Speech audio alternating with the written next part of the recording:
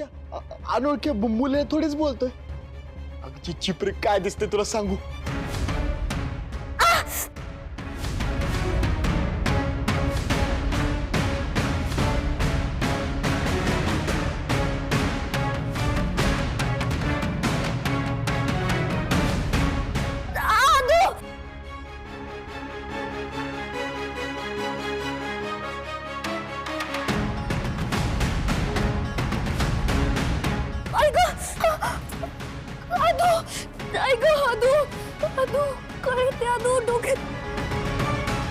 इंदू अगं इंदू अगं मी मस्करी करत होतो. ते चिपरी कोणीच नाही माहितीये मला. अगं काय झालंय पण इंदू उठ. अदू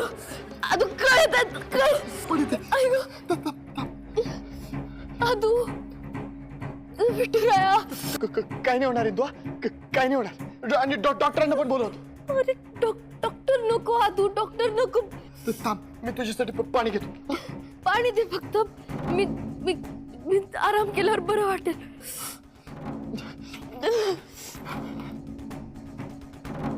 काय नाही होणार. काय नाही होणार इंदू. अगं माझं प्रेम आहे तुझ्यावर. मी काय नाही होणार तुला. माहिती आहे मला. मी पाणी देतो तुला. राया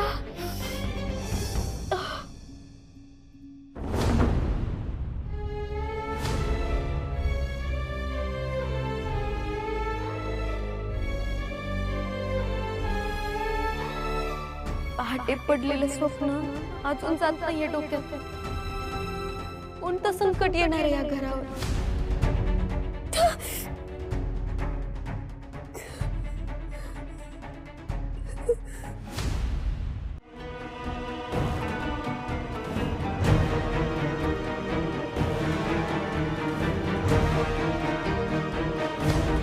घोडा मैदान जवळ आलंय.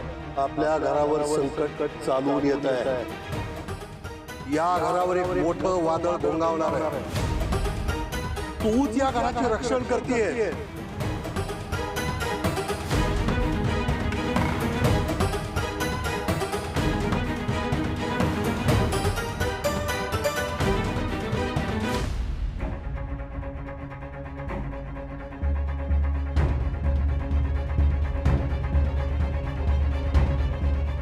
वाव, फारच सुंदर घर आहे तुमचं.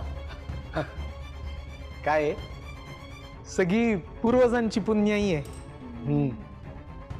पण आता हे जे घर दिसतंय ना ते माझ्या वडिलांनी म्हणजे गोविंद महाराजांनी बांधले. महाराज, हल्ली गावातली घरं सुद्धा शहरातल्या घरांसारखीच दिसायला लागली आहेत ना. नाही म्हणजे जुन्या घरातला जो आपलेपणा असतो ना तो हरवलाय कुठेतरी. म्हणजे बघा ना, असं ऐसपैस आणि छान देशी असा थाट किती मनाला भावतो. अहो पण श्रीकला तुम्ही इथं का बसलात तिथं? महाराज, आपलं ठरलंय ना हो जाऊ नाही करायचं. तू म्हणा ना मला, तुमच्या सुनेच्याच वयाची आहे मी. नाही मान्य आहे, पण काय आहे, सवय व्हायला जरा वेळ लागेल. बर तू इथं बस, ये बस, मी चहाचं सांगू दे. नाही नाही, मला चहा नको. आधी इंद्रायणी ताईंना भेटायचंय. तू बस, मी इंद्रायणीला बोलवून आणतो. बर ये. अरे आदोक्षच इकडे. श्रीकला, हा माझा पुतण्या अधोक्षज, इंद्रायणीचा नवरा. हा, आणि अधोक्षज ही श्रीकला. नमस्कार, मी सुद्धा शिक्षिका आहे आणि इंद्रायणी ताईंना भेटायला आले होते.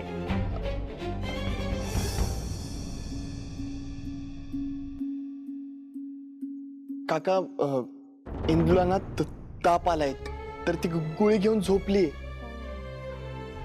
अरे बापरे, हो का? पण ती इंदूलाच भेटायला आली. 2 मिनिटासाठी बोलव ना, बघ ना. तुम्ही म्हणता तर मी बोलवून आणतो तिला. नाही नाही नको, काही हरकत नाही. मी नंतर येते ना भेटायला. चला, या निमित्ताने आपली ओळख तरी झाली. येऊ? हो. रामकृष्ण हरी.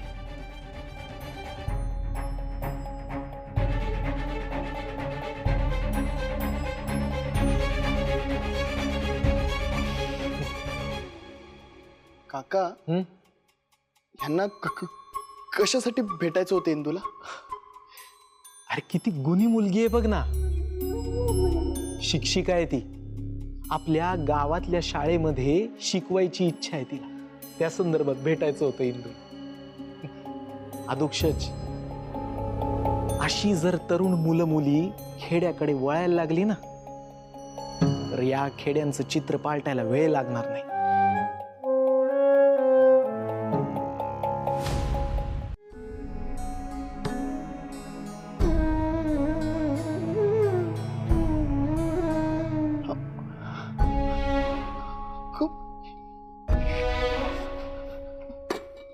इंदू अगं तू उठले कशाला? हा झोप झोप. आदू. अगं तुझी तब्येत, अगं तू ताप अजून पण आहे इंदू. तू झोप बरं. आदू, तू झोप. अरे मला बरं वाटतंय आता.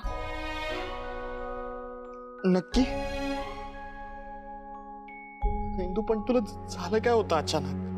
माहित नाही रे, काहीतरी असं विचित्र डोकं दुखत होत. खूप दुखलं आणि अचानक थांबलं. पण जीव घेणं त्रास होत होता. हो तुझ्या चेहऱ्यावर दिसतच होत ते. आदू, घरी कुणी आलं होतं का रे? हो ते श्रीलता श्रीमाता मला नाव नाही आठवत त्यांचं, पण त्यांना भेटायचं होतं तुला. पण मला नाही भेटायचंय त्यांना कधीच. आदू, ते जे कोणी होते त्यांनी आपल्या घराची पायरी कधीच चढायची नाही. अगं पण नाही म्हणलं ना तर नाही. फायनल.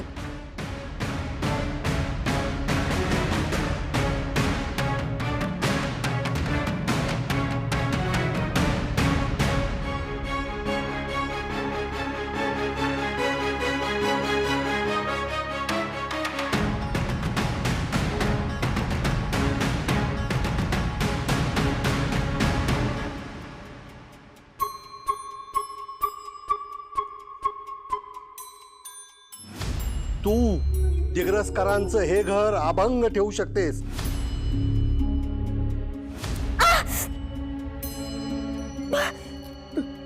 इंदू अगं थांब, मी तुझ्यासाठी पाणी घेतो. पाणी देतो तुला.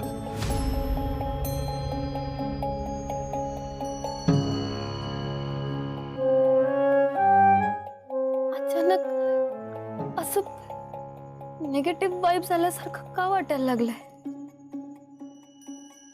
ताप काय आलाय? डोकं काय दुखायला लागलं? न बघता त्या व्यक्तीला नाही का म्हणाले मी?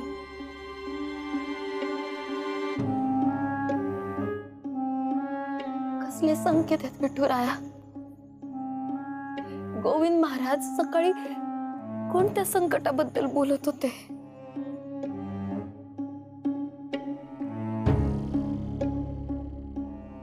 अचानक धास्ती वाटायला लागली.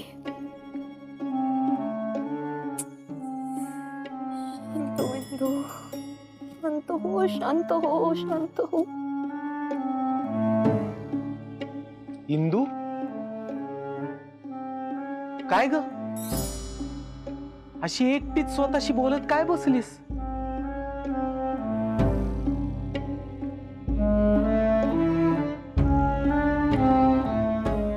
अगं केवढं टेन्शन आहे तुझ्या चेहऱ्यावर. कसा दिसतोय बघ चेहरा. काय झालंय काय? महाराजांना सांगितलं तर खूपच त्यांची काळजी वाढेल. इंदू, नाही महाराज, ते असंच थोडं. पण असंच म्हणजे नेमकं काय? अहो महाराज, ते उद्या शेळकेवाडीला जायचंय ना, देणगी गोळा करायला. बचत गटाची काम आहेत, शाळेला पण उद्या लवकर जायचंय, म्हणून जरा. मला सांग, तुला काय 10-12 हात पाय 5-10 डोकी आहेत का? सगळी कामं तू एकटीने कसं काय करणार? त्यापेक्षा असं कर, कामं वाटून दे, आम्ही करतो. हे बघ, आपण असं करूयात, शाळेसाठी देणगी जमा करण्यासाठी मी जात जाईन लोकांकडे, तू सांग ना मला. आयो महाराज, तुम्ही कशाला? बचत गटाच्या बाहेर आहेत ना, इम्रान आहे, पप्प्या आहे, आदू आहे, तुम्ही कशाला करता वणवण? वनवन कसले आले त्यात? हा, शाळेचं काम मोठं आहे, मग त्या कामासाठी मी श्रमदान नको का करायला? करतो की मी. नाही, पण तुम्ही देणगीचं काम नका करू. बरं ठीक आहे, आणखीन कसलीही मदत लागली तर तुम्हाला सांग, मी करीन. आणि उगीच काळजी करत बसू नकोस. काय विठुराया आहे, तो सगळं बघतोय. तू आता शांतपणे जाऊन झोप, कळलं का? रामकृष्ण हरी. रामकृष्ण हरी.